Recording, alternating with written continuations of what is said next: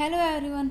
Last video में हम लोगों ने कार्नोट हीट इंजन और रेफ्रिजरेटर्स को डिस्कस किया था और आज हम उसकी कुछ प्रॉब्लम्स को डिस्कस करेंगे जो प्रीवियस एग्जाम्स में पूछी गई हैं। सबसे पहले ये वाली प्रॉब्लम लेते हैं। इसमें क्या दे रखा है, एक कार्नोट इंजन ऑपरेट्स बिटवीन ए हीट सोर्स एट 500 केल्विन, यानी यहाँ पे एक हीट सोर्स दे रखा है जिसका टेम्परेचर कितना दे रखा है 500 केल्विन। तो हम कह सकते हैं कि T1 की वैल्यू कितनी दे रखी है 500 kelvin and heat sink at 300 kelvin, और सिंक का जो टेम्परेचर है यानी T2 की वैल्यू कितनी दे रखी है 300 kelvin. The temperature of source is increased bye 20 kelvin.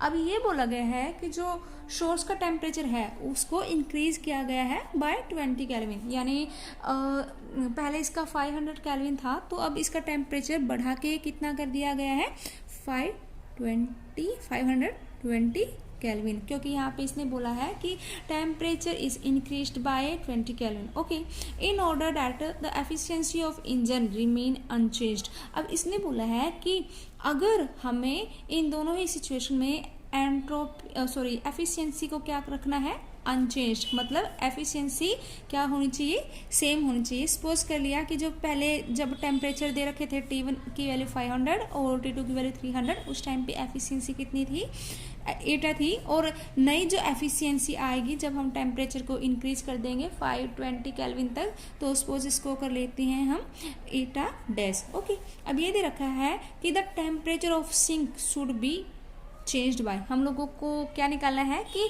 Sink के टेम्परेचर को कितना चेंज किया जाए वो निकालना है। ओके, हमें T2 डैश नहीं निकालना, हम लोगों को पहले कितना था और फाइनल कितना करे कि इन दोनों की एफिशिएंसी सेम हो जाए, यानी हमें टेम्परेचर को कितना चेंज करना पड़ेगा वो निकालना है। ओके, अब क्या है कि दोनों ही सिचुएशन में एफिशिएंसी सेम है और हमें जो डाटा दे रखा है वो किसकी टर्म में दे रखा है टेम्परेचर की टर्म में दे रखा है। तो हम लोगों को पता है कि टेम्परेचर की टर्म में एफिशिएंसी का फॉर्मूला क्या होता है 1 minus T2 divide by T1 for eta. And अगर हम ईटा डैश की बात करें तो सपोज कर लिए इसको हम 1 minus T2 dash divided by T1 dash लिख लेते हैं।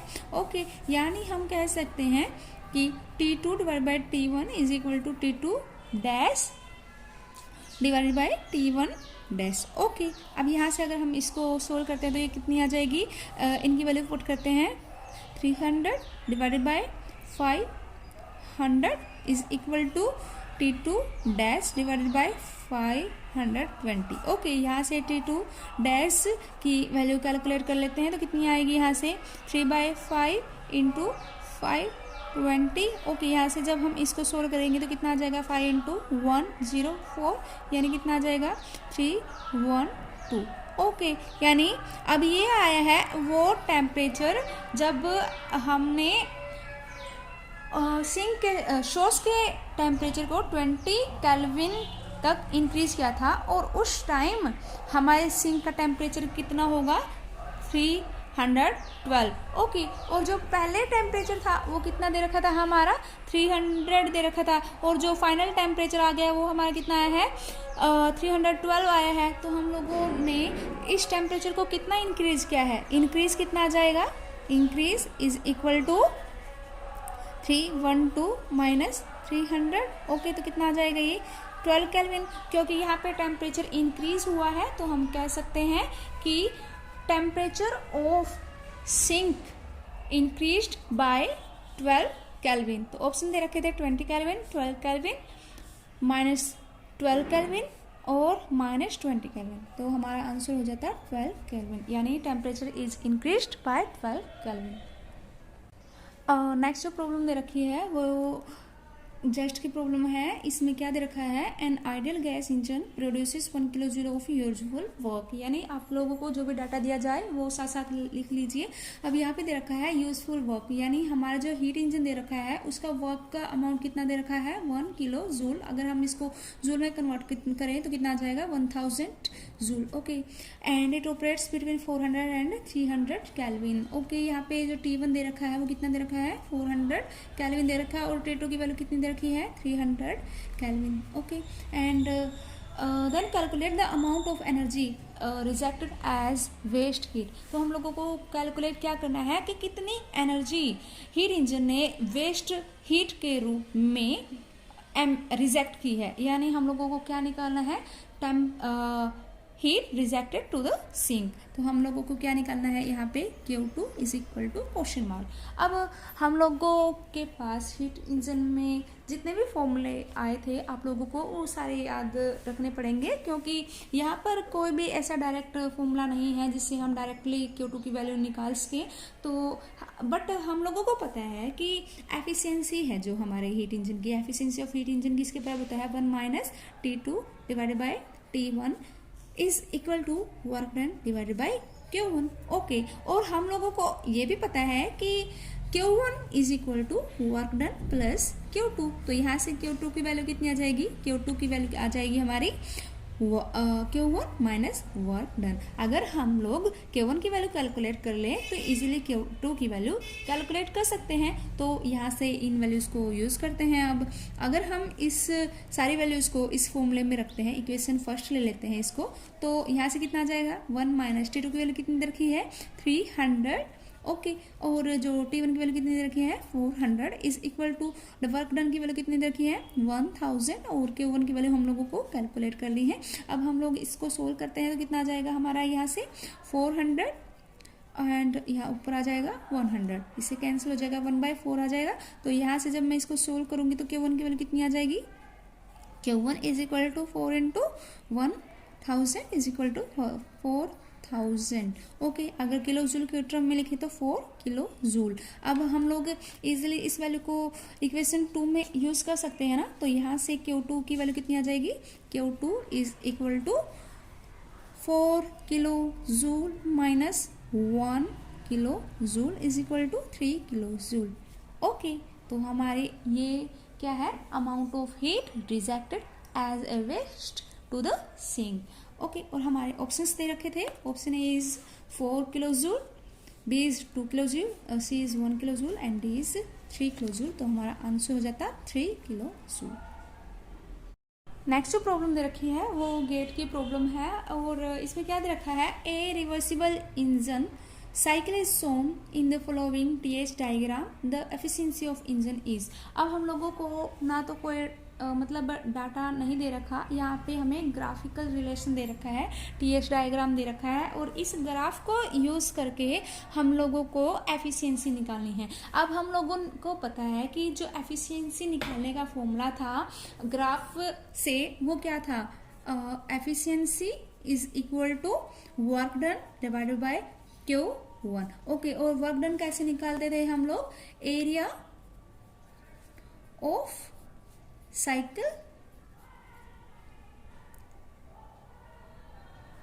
Under enclosed on TS diagram. Okay, यहाँ पे ये लाइंस नहीं है, सिर्फ ये वाला साइकिल दे रखा है।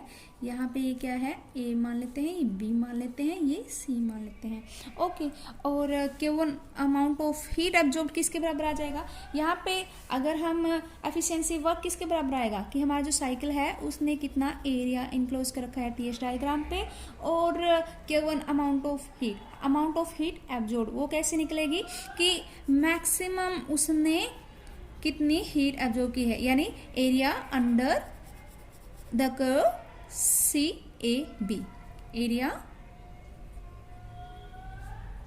Under the curve CAB। Okay, तो ये किसके बराबर आ जाएगा, हमारे एफिशिएंसी के।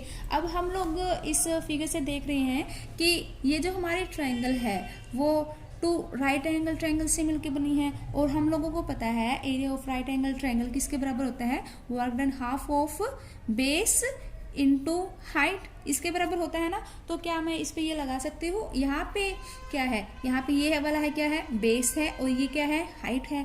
तो इस ट्रायंगल के लिए प्लस इस ट्रायंगल के लिए दोनों को मैं क्या कर दूंगी, ऐड कर दूंगी। ओके, यहाँ पे हाफ, अगर मैं बात करूँ इस वाले ट्रायंगल की, तो हाफ इंटू बेस कितना है इसका, अगर मैं डिफरेंस लो 2S1 माइनस S1 कितना आ जाएगा, S1 इंटू यहाँ पे हाइट कितनी हो जाएगी, यहाँ पे 2T2 minus 2T1 minus T1, तो कितना आ जाएगा T1। ओके, प्लस अब इस वाले ट्रायंगल का भी निकालना पड़ेगा, जो क्योंकि जो हमारा टोटल साइकिल बना हुआ है वो इन दोनों ट्रायंगल को ऐड करके बना हुआ है। तो यहाँ पे कितना आ जाएगा, half of 3S1 minus 2S1 कितना आ जाएगा, S1 इंटू T1। ओके, यहाँ पे जब मैं इसको सोल्व करूंगी तो कितना आ जाएगा, S1 T1। ये किसके बराबर आ गया, वर्क डन के। ओके, अब हम लोगों को निकालना है area under the curve CAB। अब area under the curve CAB वो किसके बराबर आ जाएगा, ट्रायंगल ऑफ इस ट्रायंगल का एरिया प्लस इस रेक्टेंगल का एरिया, इसके बराबर आएगा ना। तो हम कह सकते हैं कि Q1 is equal to area of triangle ABC plus area of rectangle CB। अब इसको मैं D मान लेती हूँ, इसको मान लेती हूँ E, DE, CBDE। ओके, तो ये किसके बराबर आ जाएगा, एरिया ऑफ ट्रायंगल ABC का हम लोगों ने अभी कैलकुलेट किया था, वो कितना आया था, S1 T1 प्लस अब एरिया ऑफ रेक्टेंगल कितना है, यहाँ पे क्या होता है, लेंथ इंटू ब्रेथ होता है। लेंथ कितनी आ जाएगी, 3S1 माइनस S1 कितना आ जाएगा, 2S1 इंटू और ब्रेथ कितनी आ जाएगी इसकी, यहाँ पे 0 है और ये T1 है, तो डिफरेंस लेंगे तो कितना आएगा, T1। ओके, तो ये कितना आ जाएगा, 2S1 T1 ये है और S1 T1 ये है, तो टोटल कितना आ जाएगा,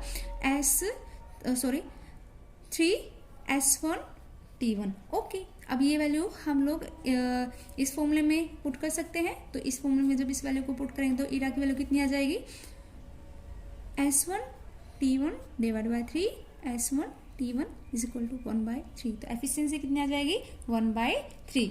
ओके, तो यहाँ पे जो ऑप्शंस दे रखे थे वो क्या थे, A is equal to 1/3, B is equal to 1/2, C is 1/5, D is 1/4। तो हमारा ऑप्शन आ जाता A 1/3। नेक्स्ट जो प्रॉब्लम है एक स्टैंडर्ड प्रॉब्लम है, इससे ढेर सारे क्वेश्चंस पूछे गए हैं नेट और गेट के अंदर। तो मैं बस इस प्रॉब्लम को करवाऊंगी, इससे रिलेटेड आप क्वेश्चन प्रीवियस ईयर को पेपर्स हैं उनसे कलेक्ट कर सकते हैं। ओके, इस प्रॉब्लम में क्या दे रखा है, a reversible heat engine is working between source and sink whose temperature difference is 100 degree Celsius. यानी यहाँ पे क्या दे रखा है, एक हीट इंजन दे रखा है जो सोर्स और सिंक के टेम्परेचर का डिफरेंस कितना है उसके 100 डिग्री सेल्सियस। ओके, यानी temperature of sink and source उसका डिफरेंस कितना है 100। तो सपोज यानी T1 माइनस T2 कितना दे रखा है 100। अब यहाँ पे 100 डिग्री सेल्सियस हो या फिर 100 डिग्री केल्विन हो, कोई फर्क नहीं पड़ता, क्योंकि मैंने जब फर्स्ट लेक्चर करवाया था टेम्परेचर से रिलेटेड उसमें मैंने पहले बताया था कि जब भी टेम्परेचर डिफरेंस लेंगे वो टेम्परेचर डिफरेंस चाहे कोई भी यूनिट हो हमेशा सेम रहेगा। तो टेम्परेचर कितना रहेगा, T1 minus T2 equal to 100। Okay, if it takes, चाहे अगर मैं डिग्री सेल्सियस ले लूँ या फिर इसको 100 केल्विन ले लो। ओके, ये सेम रहेगा। If it takes 746 joule of heat from source, इसने बोला है कि यह सोर्स से कितनी हीट लेता है 746, मतलब Q1 की वैल्यू कितनी दे रखी है 746 joule of heat from the source and reject 546 joule of heat to the sink. और सिंक को कितनी हीट रिजेक्ट करता है, Q2 की वैल्यू कितनी आ जाएगी 546 joule. Okay, and then find temperature of source and sink. Source और सिंक का टेम्परेचर हम लोगों को कैलकुलेट करना है। अब हम लोगों को पता है कि अकॉर्डिंग जब हम लोगों ने कार्नोट हीट इंजन पढ़ा था उसमें क्या पाया था, एक रिलेशन ये था ना Q1 divide by Q2 is equal to T1 divide by T2। Okay, यहाँ पे जब मैं इसकी वैल्यूज को पुट करूंगी तो कितना आ जाएगा 746 divide by 546 is equal to T1 की वैल्यू सपोज कर लेते हैं T है, T1 की वैल्यू क्या ले लेती हूँ मैं T। Okay, T1 is equal to T। और अगर यहाँ से इस रिलेशन में अगर हम पुट करते हैं इस वैल्यू को तो T2 की वैल्यू कितनी आ जाएगी, T2 is equal to T minus 100। Okay, यहाँ पे वैल्यू को पुट कर लेते हैं तो ये कितना आ जाएगा T माइनस 100। अब इसको जब हम सोल्व करेंगे T के लिए तो यहाँ पे ये कितना आ जाएगा T minus 100 into 746 is equal to t into 546। Okay, यहाँ पे अगर हम t के लिए सोल्व करते हैं तो कितना आ जाएगा, 746t माइनस ये वाला फैक्टर इस साइड आ जाएगा, 546t इज इक्वल टू ये वाला फैक्टर उस साइड चला जाएगा, तो 74600। ओके, यहाँ पे इसको सोल्व करते हैं तो कितना आ जाएगा, 200t is equal to 74600। Okay, t की वैल्यू कितनी आ जाएगी यहाँ पे, ये कैंसिल, तो कितना आ जाएगा 373। t की वैल्यू कितनी आ गई 373, और t क्या था हमारा T1 मतलब टेम्परेचर ऑफ सोर्स, वो कितना आ गया हमारा 373। और अगर T2 की वैल्यू कैलकुलेट करें तो T2 की वैल्यू क्या थी, T माइनस 100, यानी क्योंकि इनके टेम्परेचर का डिफरेंस कितना था 100 डिग्री सेल्सियस या 100 केल्विन, तो कितना आ जाएगा ये 273। ओके, तो यही हम लोगों को कैलकुलेट करना था temperature of source and sink. अगर आप लोगों को मेरी वीडियोस अच्छी लगती है या फिर इन्फॉर्मेटिव लगती है तो प्लीज़ इनको अपने फ्रेंड्स के साथ शेयर ज़रूर कीजिएगा और हमारे चैनल को सब्सक्राइब कीजिएगा। Thank you.